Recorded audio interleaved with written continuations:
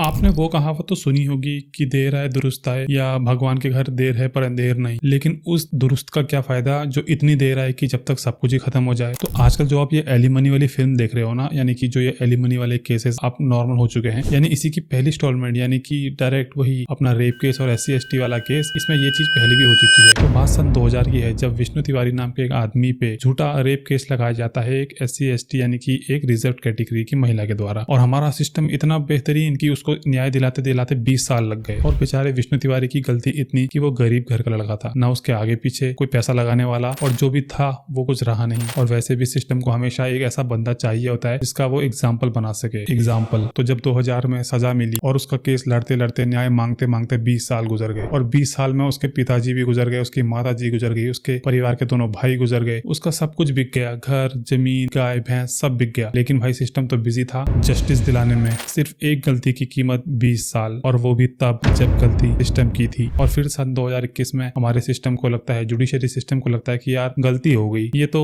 झूठा केस निकला, ये तो एक जमीन का विवाद था, ना मेडिकल प्रूफ मिला कोई, ना कोई FIR टाइम से। लेकिन उस 20 साल में उस आदमी ने अपनी पूरी जिंदगी खो दी। सोच के देखिए, उस आदमी की पूरा परिवार तबाह हो गया, उसके पास अब बचा कुछ भी नहीं है। और जब अब वो जेल से बाहर आया है तो उसकी जिंदगी शुरू करने के लिए उसके हाथ में कुछ भी नहीं है, ना परिवार ना पैसा। और जब उसने पूछा कि भाई अब मैं जिंदगी कहाँ से शुरू करे, तो हमने तो यही कहा कि भाई सबसे पहले तो आधार कार्ड अपडेट करा लेना। क्योंकि इंडिया में ना पिज्जा डिलीवरी 20 मिनट में 10 मिनट में हो जाती है। आप ब्लिंकिट से कुछ ऑर्डर करो, तुरंत 10 मिनट में आपके घर पहुंच जाएगा, वो भी डिस्काउंट के साथ। लेकिन न्याय वो बहुत महंगी चीज है साहब, वो आपको आसानी से नहीं मिलेगा।